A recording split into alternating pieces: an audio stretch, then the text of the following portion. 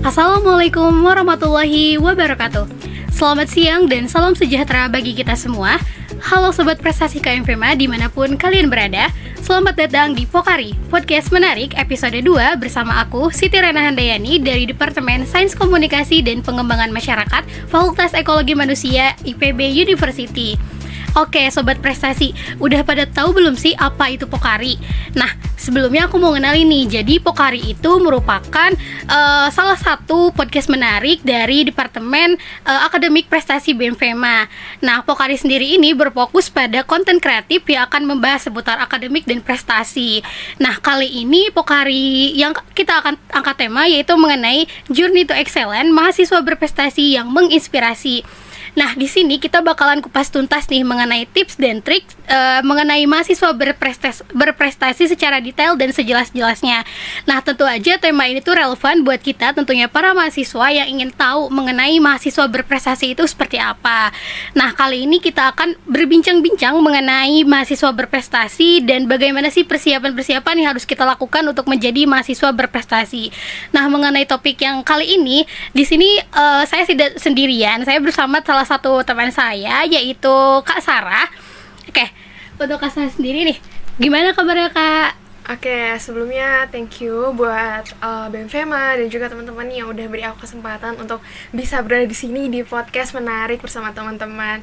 Oke, sebelumnya perkenalkan, halo semuanya, aku Sarah Virgiani Hanisa, biasa dipanggil Sarah. Kalau tadi Rena dari Departemen SKPM, aku juga dari fakultas yang sama, yaitu dari Departemen Gizi Masyarakat, Fakultas Ekologi Manusia Angkatan 59. Oke, halo Kak Sarah, biar kita lebih akrab, aku izin manggilnya dengan nama Kak Sarah ya. Oke, aman. Oke, jadi nih teman-teman, narasumber kita hari ini itu nama lengkapnya yaitu Sarah Virgiani atau yang biasa kita akrab dengan sebutan Sarah. Nah, beliau ini merupakan salah satu mahasiswa dari Departemen Gizi Masyarakat angkatan 59 dan saat itu udah banyak sekali nih meraih prestasi-prestasi sepanjang beliau ini kuliah. Nah, salah satu prestasinya itu merupakan mahasiswa berprestasi dari Departemen Gizi Masyarakat dan beliau ini juga banyak mengikuti lomba-lomba, salah satunya lomba ilmiah dan lain-lain. Dan kemarin itu nih baru banget menjadi salah satu peserta dari Class of Champion Ruang Guru, betul Kak? Iya, betul. Oke.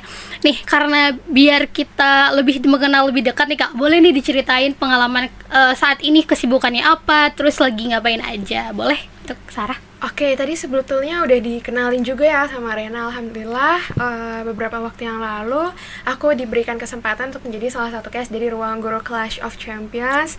Merupakan suatu pengalaman yang luar biasa ya Rena, karena bisa bertemu dengan mahasiswa se-Indonesia dan juga di luar negeri, yang sekolah di luar negeri gitu. Dan mereka itu adalah mahasiswa berprestasi. Ada yang memang ikut pemilihan mahasiswa berprestasi di tingkat nasional, terus kemudian ada yang medalis olimpiade, dan banyak banget pencapaian lainnya. Kalau berbicara mengenai aku sendiri, saat ini sudah kembali lagi ke kuliah, aktif kuliah lagi di Gizi di semester 5 gitu ya. Ternyata kegiatannya semakin padat. Terus kemudian sekarang juga masih menjadi content writer di Tahu Lebih, yaitu platform pendidikan seksualitas. Wow. Aku sejak tahun 2022 akhir kalau nggak salah gitu ya, atau 2023 awal. Terus sekarang juga lagi mengikuti lagi proses seleksi mahasiswa berprestasi di tingkat fakultas. Terus sama ada beberapa kegiatan yang lainnya berkenaan dengan kompetisi, dan sekarang lagi pengen membangun sosial media aku sih gitu. Wow, keren banget Sarah yang satu ini. Oh ya, sebelumnya terima kasih nih Sarah mau datang ke acara podcast ini di tengah-tengah kesibukannya, dan tadi semoga lolos untuk seleksi mahasiswa berprestasi di tingkat fakultas. Aku doain ya. Oke nih, jadi nanti mau ada beberapa pertanyaan yang bakal aku ajukan, dan nanti Sarah boleh menjawab dari pertanyaan-pertanyaan yang bakal aku ajukan. Apakah Sarah bersedia? Pastinya bersedia dong. Oke, buat teman-teman juga jangan lupa ya untuk mendengarkan podcast ini. Oke nih, kita langsung ke pertanyaan pertama nih. Menurut Sarah sendiri, apa sih yang dimaksud dengan mahasiswa berprestasi seperti itu? Oke, kalau kita bicara mengenai mahasiswa berprestasi, mungkin orang ngiranya adalah mahasiswa yang paling pintar di kelasnya, atau misalnya mahasiswa yang punya GPA 4, atau suka menang dan menang sana sini gitu. Tapi ternyata kalau kita lihat panduan mahasiswa berprestasi, itu tuh banyak banget kategorinya. Mulai dari kompetisi, memang misalnya kalau juara, terus kemudian ada namanya pengakuan, penghargaan, pemberdayaan, terus publikasi, bahkan sampai karir organisasi juga masuk gitu. Jadi kalau misalnya kita suka ngisi-ngisi acara, apalagi di tingkat nasional, itu tuh bisa banget dimasukin ke capaian unggulan mahasiswa berprestasi. Dan itu tuh setiap tingkatan, misalnya kalau misalnya kita jadi pembicara di nasional, provinsi, regional, atau bahkan internasional, itu poinnya beda-beda. Sama seperti kalau kita misalnya juara juga, itu tuh kalau misalnya kita juara satu individu dengan juara satu bergrup, itu poinnya beda juga gitu.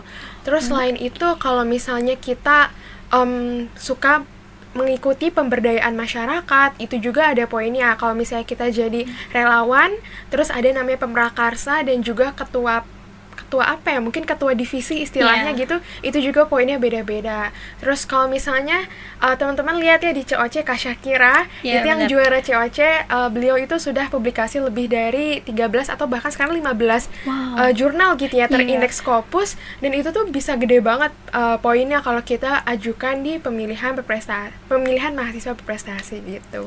Wow, ternyata pengertian mahasiswa berprestasi itu luas banget ya. Iya, betul. Bukan hanya sekedar harus IPK yang tinggi, ternyata pengalaman-pengalaman juga kayak kompeten banget ternyata. Oke, pertanyaan berikutnya nih. Bagaimana sih tips dan trik menjadi seorang mahasiswa berprestasi ala Sarah?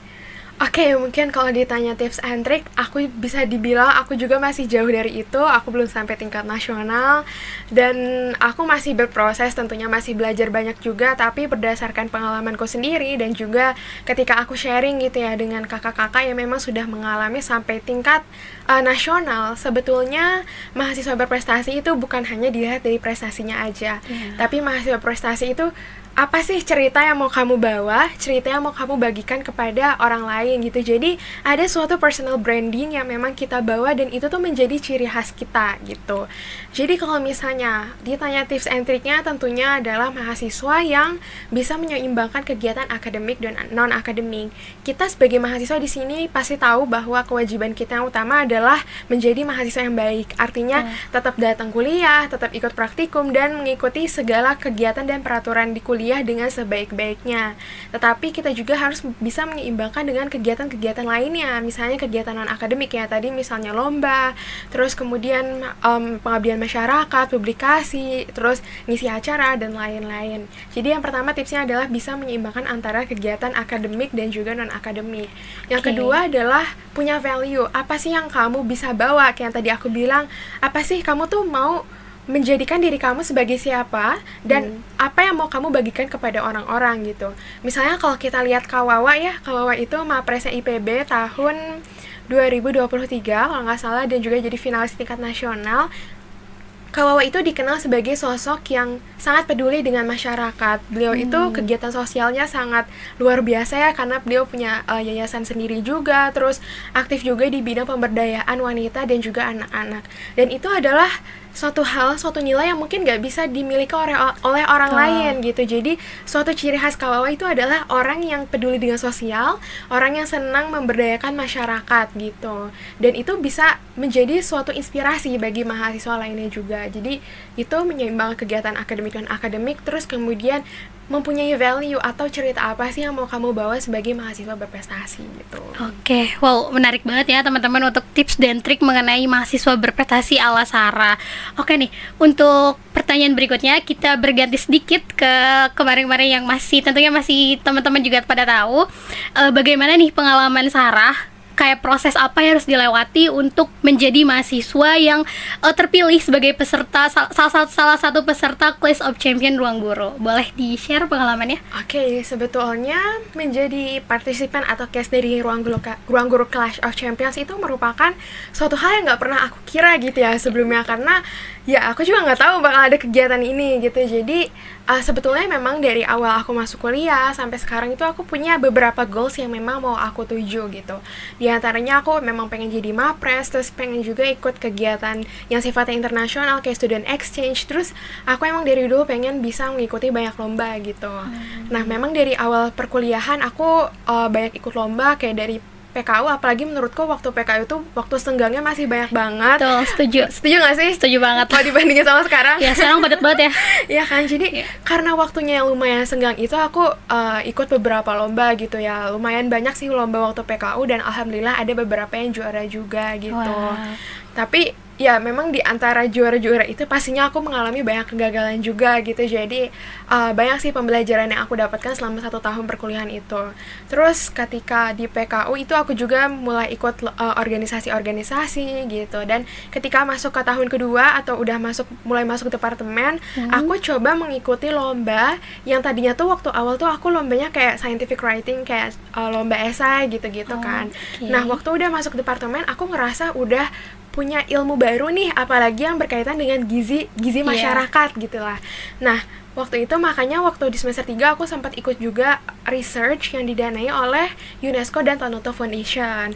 Nah, itu aku dan timku tuh mengangkat tema mengenai stunting. Jadi, aku berusaha untuk bisa mengaplikasikan ilmu yang aku dapat dan juga berbagi kepada teman-teman timku, dan kita alhamdulillah dikasih kesempatan dari beberapa grup gitu ya untuk bisa presentasi secara formal mengenai policy brief tentang stunting dan juga posyandu yang sudah kami buat gitu. Dan itu juga policy briefing itu kita harus tour lab dulu ke masyarakat, terus ke pemerintahan juga waktu itu nanyain tentang data stunting dan lain sebagainya gitu.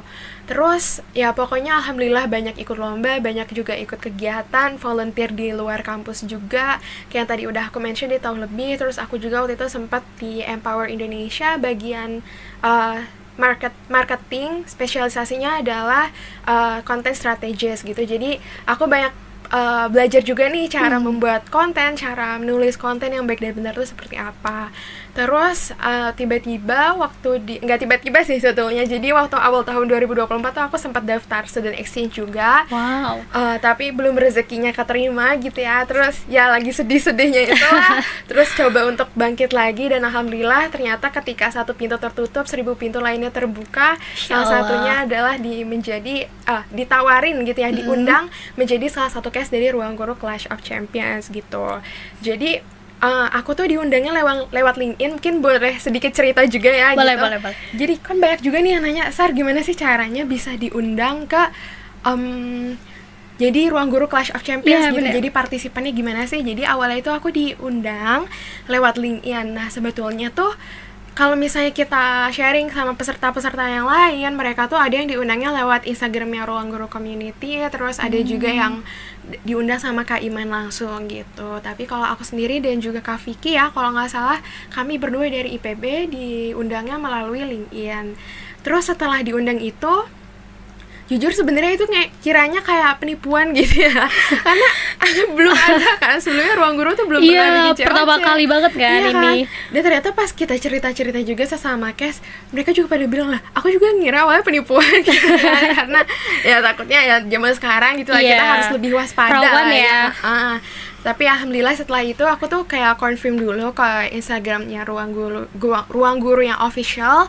Terus setelah itu aku ngeiyain, dan ternyata setelah itu tuh ada seleksinya juga, kayak ada seleksi ngerjain soal matematika, kayak soal matematika olimpiade gitu, 10 soal kalau nggak salah, ada isian semua soalnya. Terus kita tuh ngirim prestasi juga, jadi istilahnya kayak CV gitu lah ya. Selama kuliah tuh apa aja prestasinya. Terus udah sih 2 itu. Terus beberapa hari kemudian dikabarin alhamdulillah aku lolos seleksi gitu. Baru deh setelah itu proses syuting berjalan gitu. Berarti bisa dibilang rangkaian itu cukup panjang, dan aku tuh sempat mikir kayak kira-kira ini tuh pesertanya merupakan salah satu pengguna Ruang Guru atau gimana, tapi ternyata emang Sarah ini langsung diundang ya sama Kak Vicky melalui LinkedIn. Betul. Berarti LinkedIn-nya Sarah tuh emang keren banget sih teman-teman, kayak dia tuh bener-bener isinya tuh lomba, juara-juara, kayak aku sendiri merasa kayak wow, kok bisa ya orang sekeren Sarah ini, kayak wow, keren banget sih. Oke nih, untuk pertanyaan berikutnya nih, gimana sih tips belajar yang baik dan efektif menurut Sarah, khususnya dalam mempelajari hal-hal baru, contohnya kayak kemarin salah satu peserta dari COC tersebut. Oke, jadi kalau kita belajar hal baru, yang paling utama adalah berani. Jadi kita tuh harus bisa berani untuk out of our comfort zone gitu. Karena jujur, Walaupun tadi aku mention selama 1 tahun pertama kuliah itu aku banyak ikut lomba yang mengenai scientific writing atau kepenulisan ilmiah, tapi sejujurnya aku waktu dari kecil tuh gak suka sama yang namanya nulis gitu. Bahkan mungkin nilai bahasa Indonesia aku tuh dibandingkan nilai matematika, nilai bahasa Inggris, dan nilai IPA itu paling kecil gitu.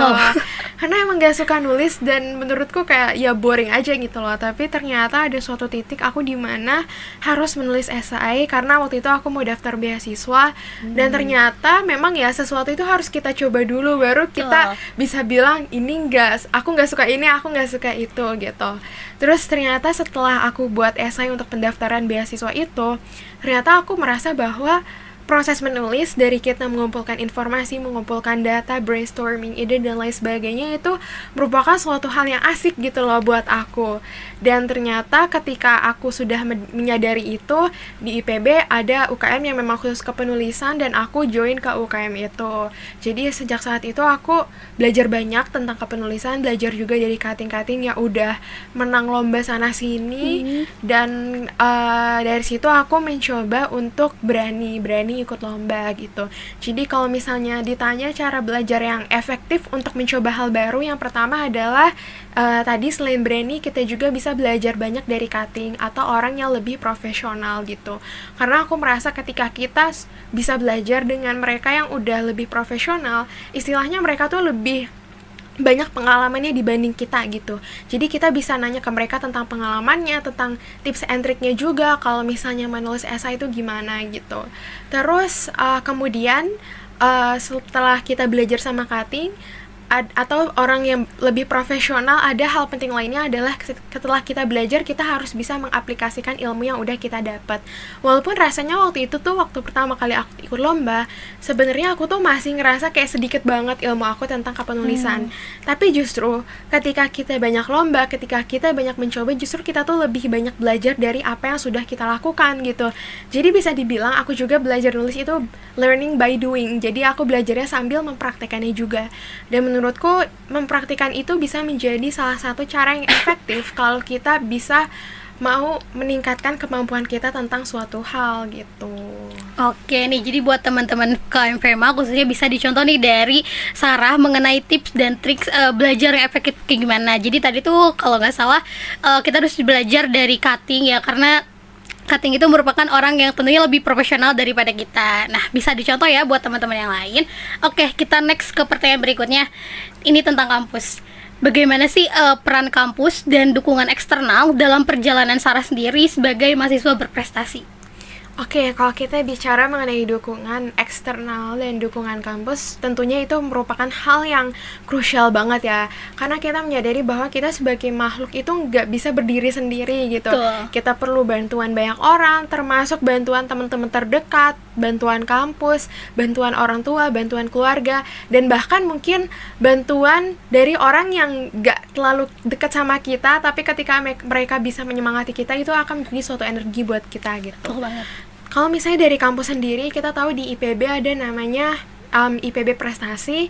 IPB Prestasi itu pusatnya ya, istilahnya pusatnya kegiatan lomba-lomba, apalagi kegiatan lomba yang sifatnya diselenggarakan oleh pihak-pihak, misalnya kayak kementerian gitu, atau dari Dikti gitu.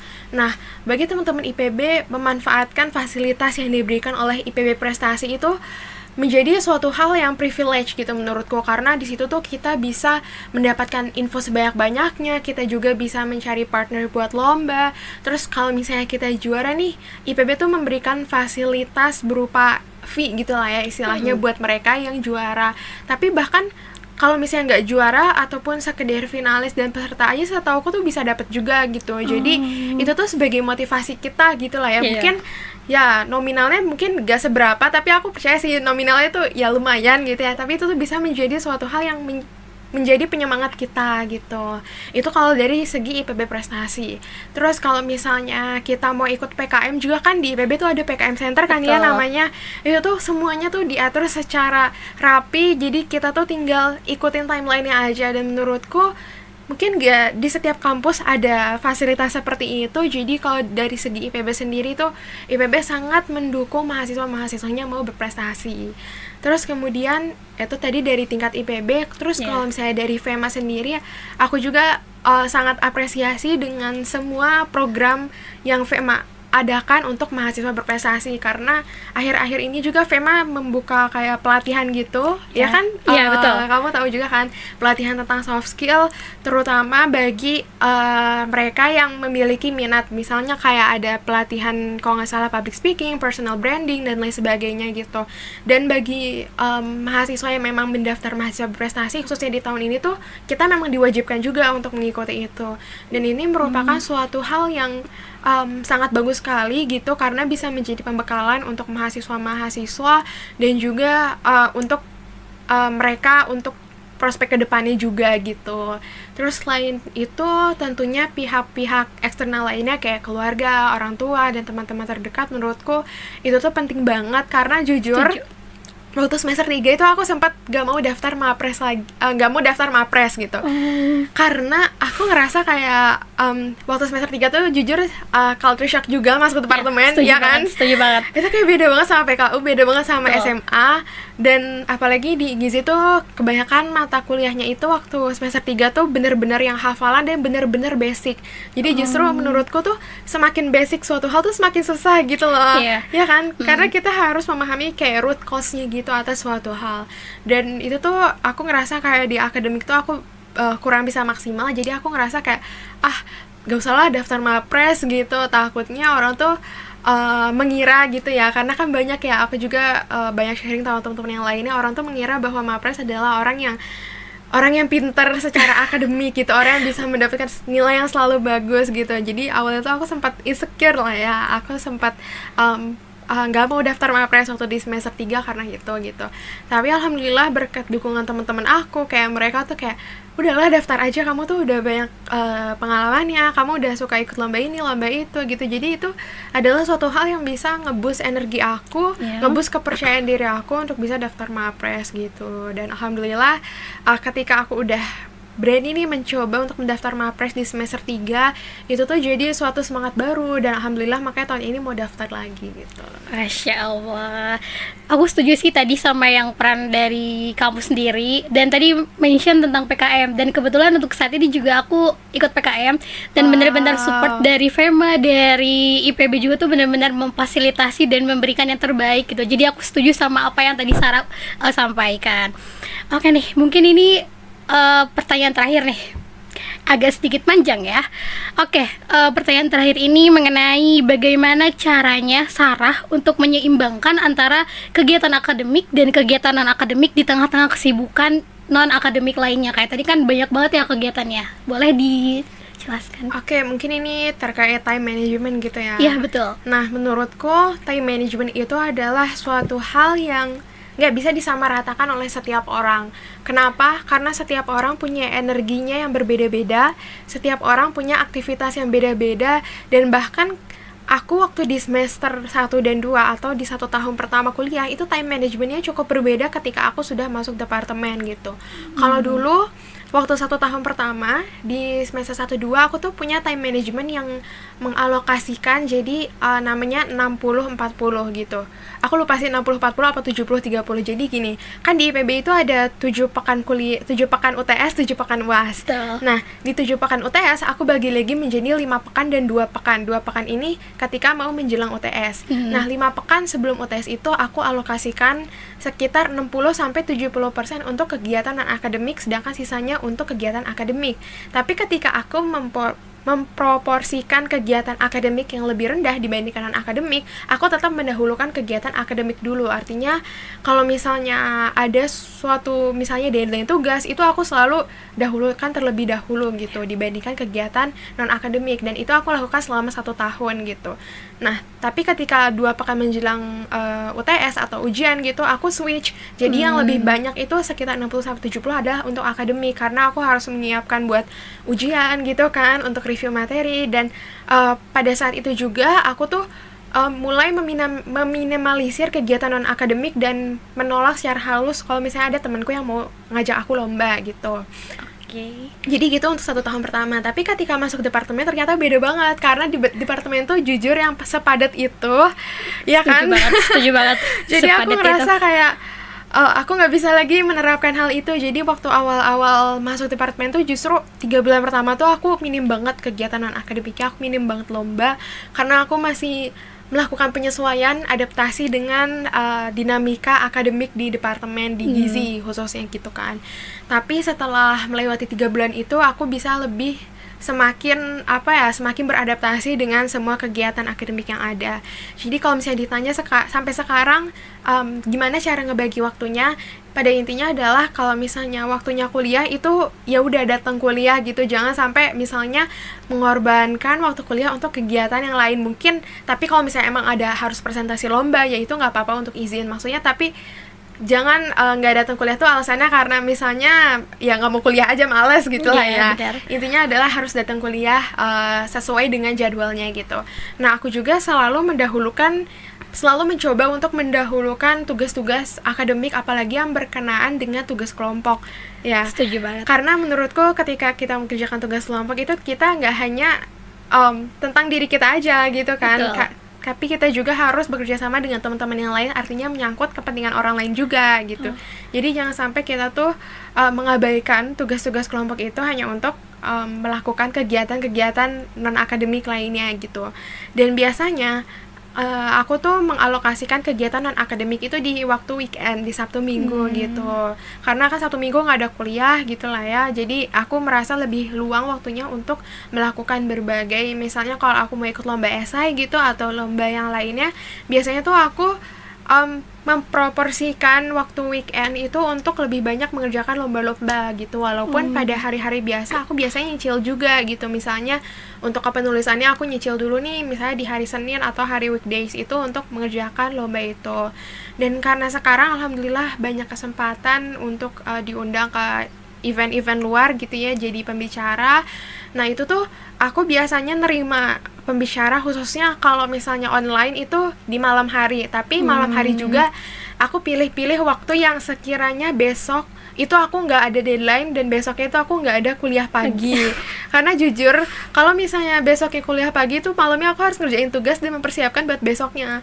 Kalau misalnya aku ngambil kegiatan online, aku tuh khawatir capek duluan dan jadi tidur duluan gitu lah. Jadi tugasnya terabaikan. Terus kalau misalnya untuk kegiatan offline aku ngambilnya di weekend.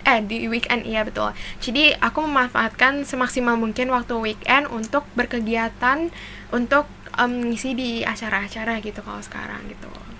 Oke. Seru banget ya pembahasan yang satu ini, benar-benar kayak membuka pandangan aku nih, terutama mengenai Mapres. Jadi kalau misalnya aku boleh menyimpulkan semuanya, dimulai dari Mapres itu sendiri bukan hanya tentang IPK ataupun tentang prestasi lainnya, tapi tentang mengenai gimana kita menyeimbangkan antara waktu akademik sama non-akademik, kemudian relasi kita dengan orang lain, terus keterlibatan kita dengan lomba-lomba dan lainnya.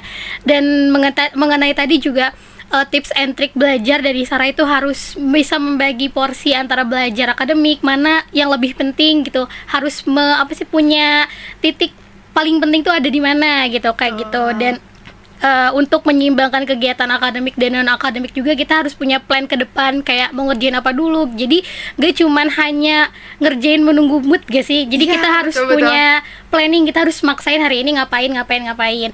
Dan aku rasa nih Sarah, waktu kita udah habis ya. Aku tuh benar-benar senang banget bisa ngobrol sama Sarah, nambah-nambah kayak pengetahuan aku, pengalaman tentang tadi khususnya di ruang guru sendiri. Menurut aku itu beneran keren banget sih bisa menjadi salah satu peserta di Class of Champion Ruang Guru.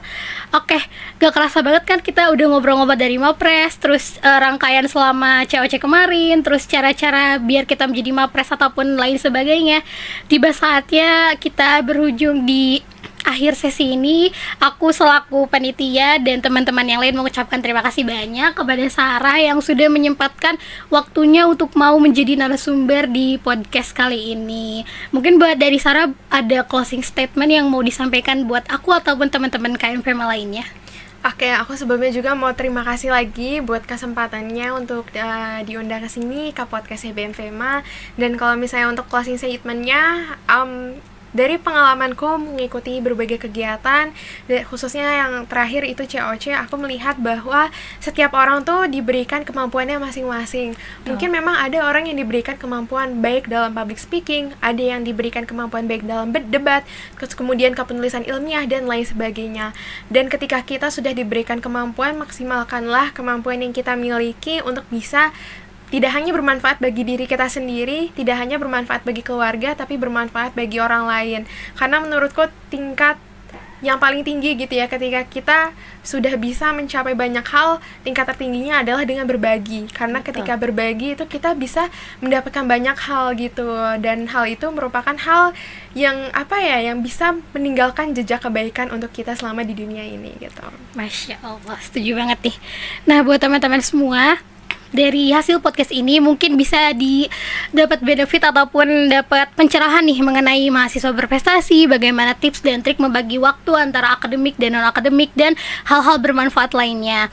Mungkin tak lupa juga aku mengucapkan terima kasih kepada teman-teman semua yang sudah mendengarkan podcast kali ini. Semoga dengan adanya podcast ini bisa menginspirasi, menyemangati, dan tentunya membuat kita sebagai mahasiswa itu terpacu semangatnya untuk menjadi mahasiswa berprestasi. Dan tentunya tadi seperti yang kata Sarah bilang, kita harus berbagi dengan sesama agar tentunya tidak hanya menjadi untuk kepentingan pribadi, tapi kita bisa sharing ke teman-teman yang lain. Oh ya, aku juga jangan lupa untuk teman-teman semua follow Instagram BMFEMA, karena nanti bakal ada info-info menarik yang bakal di-share di Instagram BMFEMA. Untuk teman-teman semuanya jangan lupa ya. Aku Rena pamit undur diri, dan aku Sarah pamit undur diri juga.